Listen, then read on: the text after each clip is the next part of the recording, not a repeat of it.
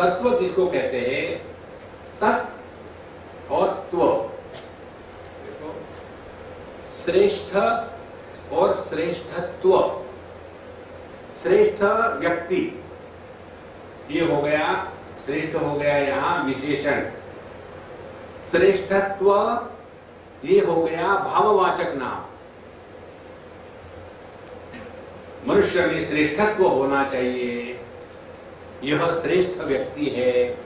इसी प्रकार से त्व प्रत्यय जो है वो नेस जो अंग्रेजी का होता है ना, गुड और गुडनेस, उसके लिए लगाया जाता है। तो तत् माने, तत् के दो अर्थ है। तत् एक तो रूट भी है, धातु भी है और सर्वनाम भी है। तो जब धातु जिसको कहते हैं, जैसे लोहा ले लो या सोना ले लो, उसको तान सकते हैं, इसी से तंतु वाद्य बनता है। तो तत्व जो सब कुछ बन गया है वह तत्। और दूसरा तत् का अर्थ है सर्वनाम, जो सबके साथ है, किसी को छोड़ा नहीं है। ऐसा जो सब है, सब में व्याप्त है, जो सब कुछ बन गया है और फिर भी ज्यों का त्यों है, उसको कहते हैं तत्व। तो तत्व विवेक प्रकारम, तो इस तत्व का हमको विवेक करना है।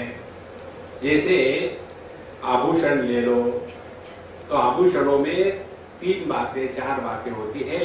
पहले तो उसका तत्व सुवर्ण है, फिर उसका नाम है, फिर उसका रूप है, फिर उसकी उपयोगिता है। तो इन सब में सत्य क्या है? नाम रूप उपयोगिता बदलती जा सकती है, लेकिन सुवर्ण बदलेगा नहीं। इसी प्रकार से हमारे जो पंचकोश है और ये दुनिया के जो नाम रूप है और ये बाकी की जितनी भी बातें हैं वो नित्य निरंतर परिवर्तनशील है, लेकिन इन सब का जो आधार है वो ज्यों का त्यों है। यह अपरिवर्तनीय सब परिवर्तनों का जो आधार है उसको अपने अनुभूति में प्रकट करना, इसको कहते हैं तत्व बोध विवेक प्रकारम। उनका विवेक करना है, विश्लेषण करना है। देखो, वेदांत की साधना अन्य साधनाओं की जैसी नहीं होती। जैसे कर्म योग की साधना, कर्मण्येवाधिकारस्ते मा फलेषु कदाचन मा कर्मफल हेतुर्भूः मा ते संघास्तु अकर्मणि। यज्ञार्थात् कर्मण्यत्र लोकोऽयं कर्मबन्धनः। ये हो गई कर्मयोग की साधना, करो करो।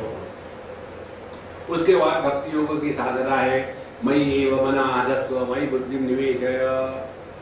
मेरा मन, तुम्हारा मन मुझ में लगाओ और जब करो, फूल तोड़ो दूसरे के बगीचे में जाकर के अपने भगवान को प्रसन्न करने के लिए। भगवान के लिए चोरी का माल, मैं नहीं प्रसन्न होता।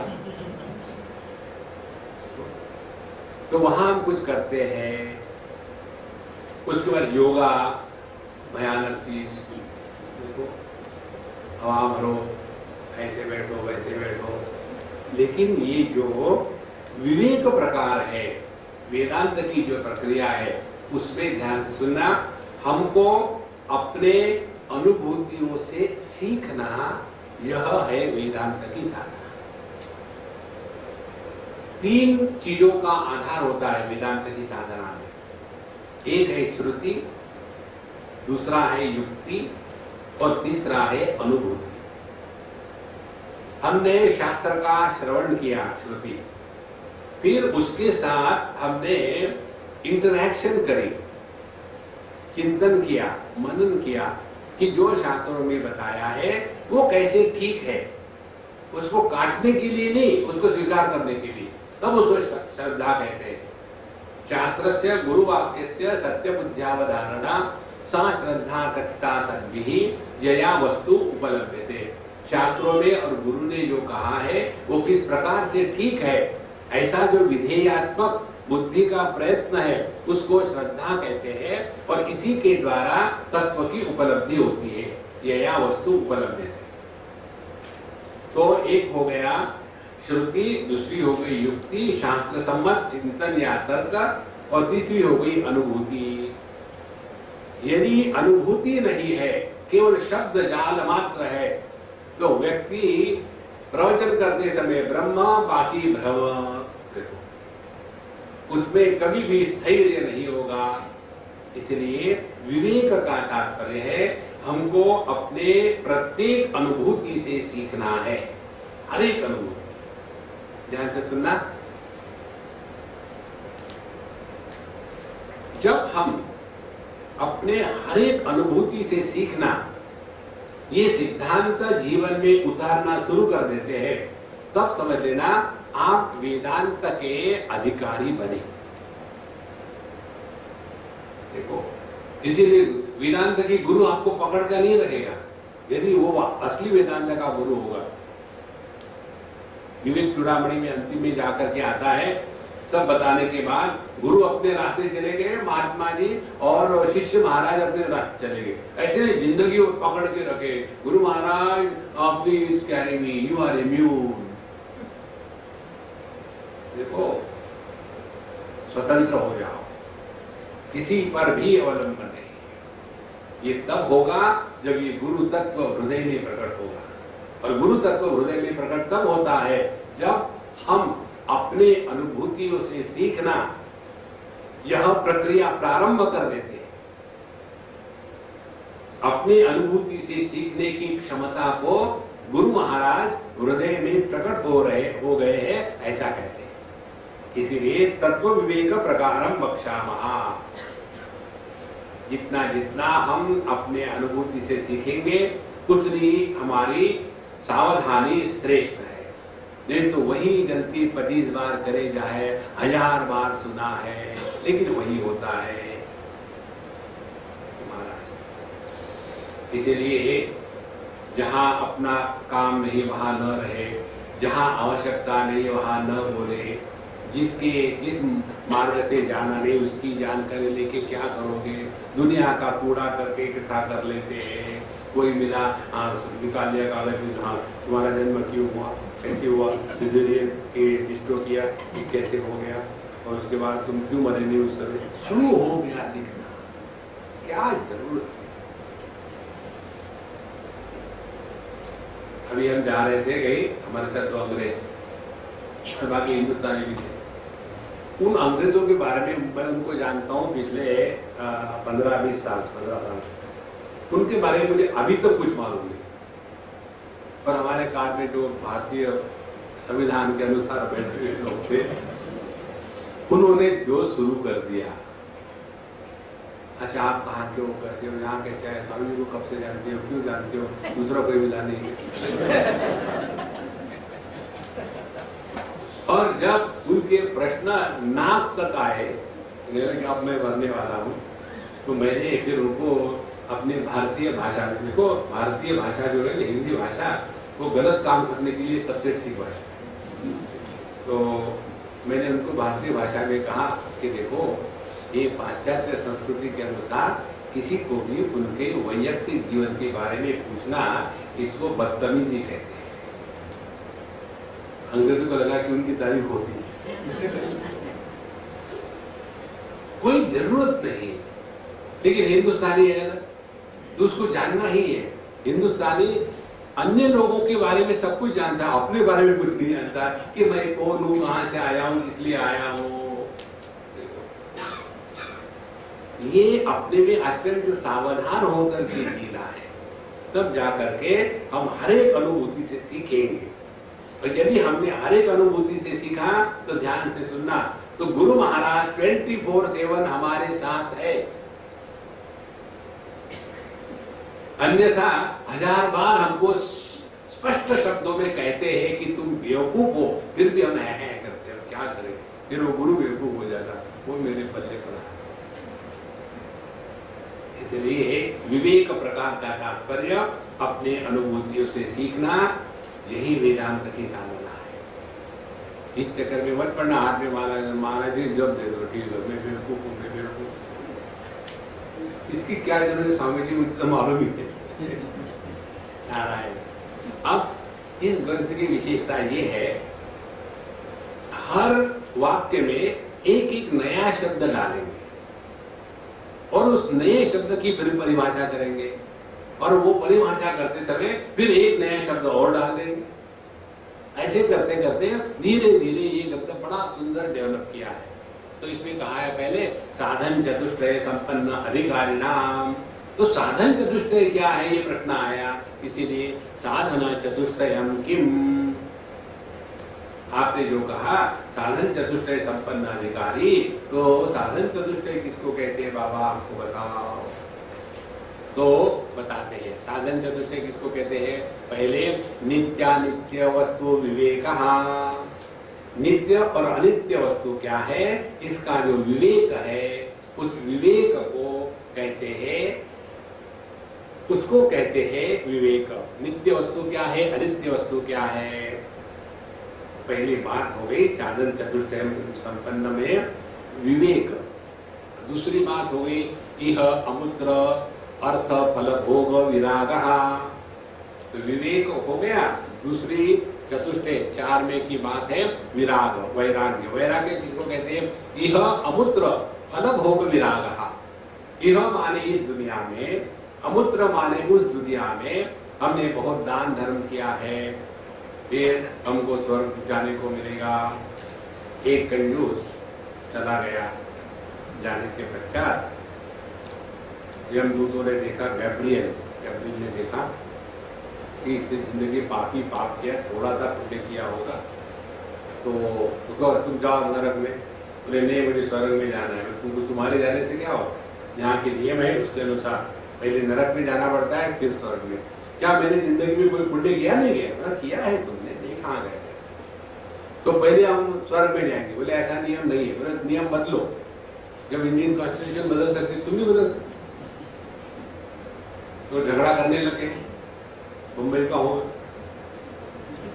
तो यमराज ने देखा कि क्या झगड़ा चल रहा है, क्या झगड़ा चल रहा है। बोले देखो ये आदमी है, पहले स्वर्ग में जाना चाहता है, इसने एक ही बार जिंदगी में 4 आने दिए थे, उतना ही पुण्य इसका है, और बाकी इसने पाप ही पाप किया है, इसको नरक में जाना है। लेकिन कहता है कि पहले मुझे स्वर्ग में जाना है। बोले मेरे पास भेजो। उसके पास यमराज ने 4 आने निकाले, ले हाँ भेजो इसको नरक में। देखो महाराज, तो वैराग्य माने क्या, इस जगत में भोग से उपरत होना। भोग से उपरत होना माने क्या, मैंने ये किया है इसीलिए मुझे ये मिलना चाहिए, ये फल की जो आकांक्षा है, इच्छा है, उसको भोग कहते हैं। फल भोग विराग। देखो मैंने उसके लिए दुनिया छोड़ी, ये किया, फल क्या है, अब वो मुझे नहीं छोड़े। देखो ये जो चक्कर है ना, हमने ही निर्माण किया है और किसी ने निर्माण नहीं किया। ध्यान से सुनो संतों, जो भी हम करते हैं दुनिया में, उसकी किसी को आवश्यकता नहीं है, ये अपनी आवश्यकता है। इसको आप समझ लो तो जीवन में एकदम आमूलाग्र परिवर्तन आ जाएगा। देखो जैसे हम यहाँ आते हैं हमारे नारायण के पास, तो क्या उनको यहाँ प्रोग्राम कम है कि हमको यहाँ आकर के प्रवचन करने के लिए खरीदते हैं? नहीं, उनकी आवश्यकता नहीं, आवश्यकता अपनी है। तो जहां अपनी आवश्यकता है, ये आपके अंतःकरण में आएगा, आपको अपने कर्म का अभिमान कभी नहीं हो सकता। देखो जैसे ये बच्चे लोग और माँ बाप लोग, इटरनल झगड़ा। माँ बाप सोचते हैं देखो हमने बच्चों को पैदा किया, इतना उनके लिए किया, अब अपने हृदय में झांक के देखो, बच्चों को माँ बाप की जरूरत थी या माँ बाप को बच्चे की जरूरत है? जब बच्चे नहीं होते तो कितने परेशान होते हैं। तो बच्चे हो गए तो किसको जरूरत थी? बच्चों को जरूरत थी। ये तो माँ बाप की जरूरत है ना, तो आपकी जरूरत है, तो you have to be good. ये बात समझ में नहीं आती और फिर इसी को लेकर के दुख होता है। तो यह इस दुनिया में जो भी हम करते हैं, ये अपनी आवश्यकता है, दुनिया को हमारी आवश्यकता नहीं। देखो महाराज, जहां जहां कोई आपके रिश्ते नाते होंगे ना, कहीं कोई मरा होगा, थोड़ा उस पर चिंतन करो, दुखी मत होना, चिंतन करो कि जब ये व्यक्ति था कितना हा हा हो ये करूंगा वो करूंगा ऐसा करूंगा वैसा करूंगा, अब सब कहाँ गया, एक क्षण में गया। लेकिन हम अपने अनुभूतियों से सीखते नहीं। देखो, मृत्यु से सीखने के लिए मरने की आवश्यकता नहीं है। दूसरे अपने लिए मर रहे, उनसे सीखो। इसीलिए यह इस दुनिया में फल भोग विराग अमूत्र, अमूत्र माने उस दुनिया में हमने इतना दान धर्म किया तो हमको स्वर्ग मिलेगा, ये सब बातें व्यर्थ है।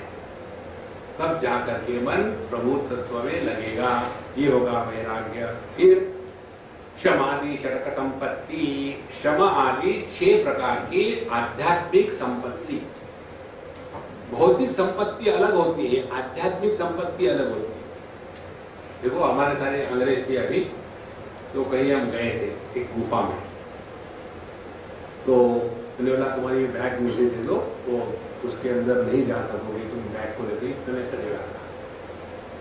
तो मैंने बोला बैग दे दो, फिर मैंने कहा तुम्हारा सब संपत्ति उसमें ले लूंगा मैं। तो उसने कितनी सुंदर बात कही, स्वामी जी भौतिक संपत्ति आप ले लीजिए, लेकिन बदले में आध्यात्मिक संपत्ति रख दीजिए। इसको कहते हैं साधक की श्रेष्ठता।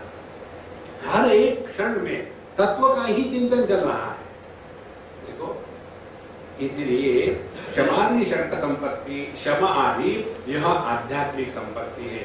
जैसे भौतिक संपत्ति होगी तो व्यक्ति इस भौतिक जगत में सुखी रह सकता है, इसी प्रकार से जब आध्यात्मिक संपत्ति होगी तभी अध्यात्म में हम प्रगति करके अपने स्वरूप का बोध प्राप्त कर सकते हैं।